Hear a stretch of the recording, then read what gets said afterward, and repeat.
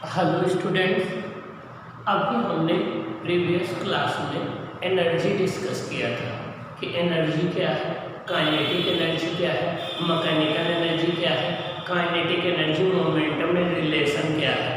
अब हम उस पर बेस्ड न्यूमेरिकल डिस्कस करेंगे।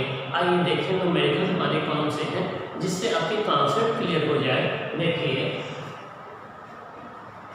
फर्स्ट क्वेश्चन है, if two body of different mass small m and capital M are moving। हमारे पास दो बॉडी है, एक स्मॉल m की है एक कैपिटल M की है, तो दोनों मूव कर रहे हैं जिसमें कैपिटल M स्मॉल m से ग्रेटर है। मीन्स हमारे पास दो बॉडी दोनों डिफरेंट मास की है, एक स्मॉल m मास की है एक कैपिटल M मास की है, कैपिटल M स्मॉल m से ग्रेटर है। If they have same kinetic energy, which body will have the greater momentum? अगर दोनों की काइनेटिक एनर्जी सेम हो तो किसका लीनियर मोमेंटम ग्रेटर होगा? If they have the same momentum, which will have the greater kinetic energy? अगर दोनों के मोमेंटम सेम हो तो किसकी काइनेटिक एनर्जी ग्रेटर होगी? आइए इसको हम सॉल्व करते हैं। अच्छा क्वेश्चन है, आइए डिस्कस करते हैं। गिवन है m1 equal to small m, m2 equal to capital M, आपको गिवन है m2 ग्रेटर देन m1 है। आइए देखें, फर्स्ट केस में गिवन है दोनों की काइनेटिक एनर्जी सेम है, तो P equal to square root 2m के है, P equal to square root 2m के है, तो P1 upon P2 equal to square root 2m on K1 upon 2m2 K2। तो यहाँ से आपका आ जाएगा, यहाँ से 2 कैंसिल हो जाएगा। आपको गिवन है फर्स्ट केस में, तो यहाँ से P K1 equal to K2 equal to K given है, दोनों की काइनेटिक एनर्जी की सेम गिवन है, तो P1 अपॉन P2 आ जाएगा square root m1 upon m2, तो P proportional square root m आ जाएगा। जिसका मास ग्रेटर होगा उसका लीनियर मोमेंटम ग्रेटर होगा, जिसका मास स्मॉलर होगा उसका लीनियर मोमेंटम स्मॉलर होगा। कैपिटल M ग्रेटर देन है स्मॉल m से, तो कैपिटल M का लीनियर मोमेंटम ग्रेटर होगा।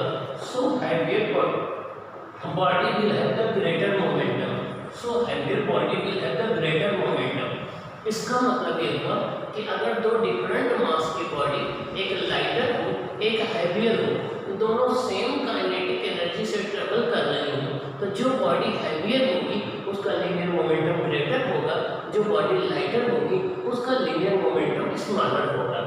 आइए देखिए हम सेकंड पार्ट बी पार्ट में क्या है। बी पार्ट में दोनों के लीनियर मोमेंटम सेम है। जब दोनों के लीनियर मोमेंटम सेम होंगे तो काइनेटिक एनर्जी के इक्वल हो जाएगा P square upon 2m formula होता है, दोनों का P सेम है, तो K1 अपॉन K2 हो जाएगा m2 अपॉन m1।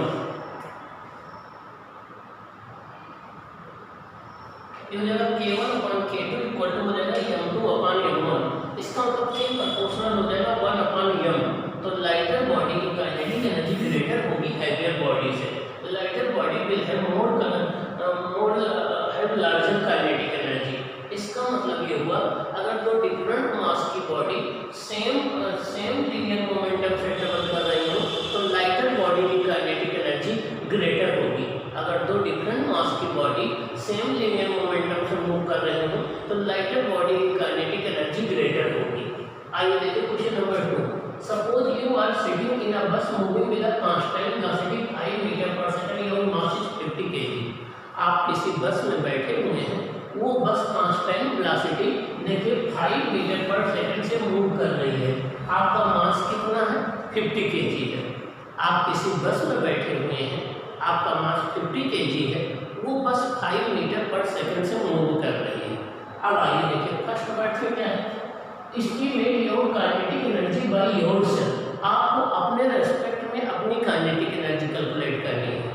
सेकंड है, if your friend is standing on the bus stop, what kinetic energy your friend will measure for you. अगर आपका एक फ्रेंड बस स्टॉप पर खड़ा हुआ है तो वो आपकी काइनेटिक एनर्जी को कितना मेजर करेगा। Suppose a car is moving in opposite direction of the bus with a speed 2 meter per second, what will be your kinetic energy measured by the driver of the car. कोई एक car है आपके opposite direction में 2 meter per second की constant velocity से जा रही है, तो कार का ड्राइवर आपकी काइनेटिक एनर्जी कितनी मेजर करेगा। आपका D part mark the correct option. तो ये क्वेश्चन इस पर बने हुए हैं।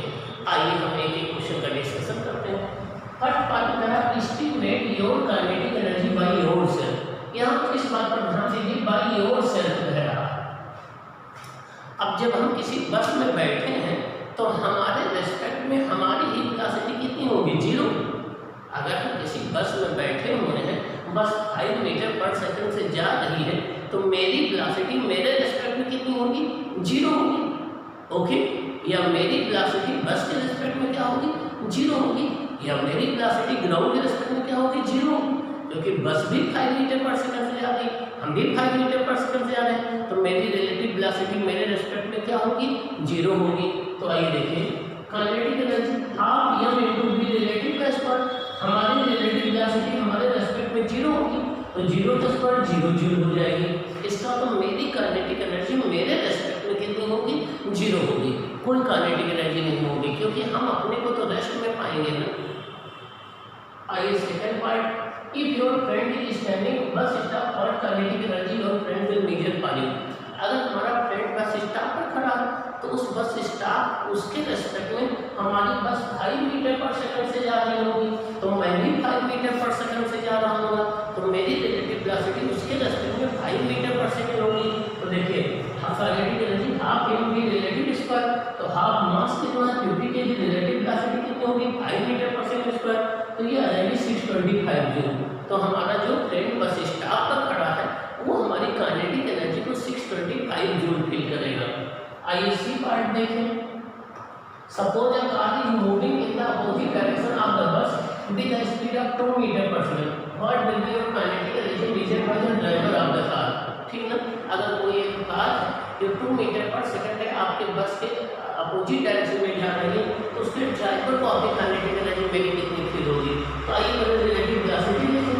रिलेटिव वेलोसिटी हो जाएगी अपोजिट डायरेक्शन में जा रहे हैं, जब अपोजिट डायरेक्शन में दो ऑब्जेक्ट जा रहे हो तो उनकी रिलेटिव वेलोसिटी ऐड हो जाती है, तो जाएगी 5 minus minus two 7 metre per second, और काइनेटिक एनर्जी हो जाएगी हाफ m v रिलेटिव का square, half m into half into 50 into 7 का स्क्वायर, तो 1225 जूल आ जाएगी। क्या 1225 जूल आ जाएगी। आइए डी पार्ट में मार्क द करेक्ट स्टेटमेंट, हमें करेक्ट स्टेटमेंट बताना है। Kinetic energy depends upon the frame of reference, ये करेक्ट है। काइनेटिक एनर्जी जो होती है वो वेलोसिटी स्पीड पर डिपेंड करती है, और स्पीड फ्रेम ऑफ रेफरेंस पर डिपेंड करती है। अगर हम फ्रेम ऑफ रेफरेंस चेंज कर देंगे तो स्पीड चेंज हो जाएगी, स्पीड चेंज हो जाएगी तो काइनेटिक एनर्जी चेंज हो जाएगी। तो किसी एक सिंगल बॉडी की kinetic energy frame of reference पर डिपेंड करती है कि वो बॉडी किस फ्रेम ऑफ रेफरेंस के रेस्पेक्ट में उसकी स्पीड या वेलोसिटी को हमने मेजर किया है। अगर फ्रेम ऑफ रेफरेंस चेंज कर देंगे तो स्पीड चेंज हो जाएगी, तो काइनेटिक एनर्जी चेंज हो जाएगी।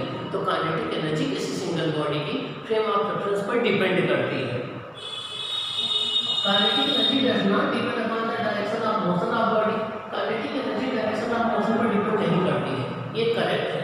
यहाँ पर काइनेटिक एनर्जी का आता है हाफ m v स्क्वायर, तो v डॉट v, तो यहाँ पर स्पीड का स्क्वायर आता है, और स्पीड एक स्केलर क्वांटिटी है, तो स्केलर क्वांटिटी का डायरेक्शन से कोई रिलेशन नहीं होता है, इसलिए काइनेटिक एनर्जी जो होती है किसी बॉडी की वो उसके डायरेक्शन पर डिपेंड नहीं करती है, वो सिंपली उसके वेलोसिटी के मैग्नीट्यूड पर डिपेंड करती है, जिसे हम स्पीड कहते हैं। तो kinetic energy of the body does not depend upon the direction of motion of the body, ये ऑप्शन करेक्ट है।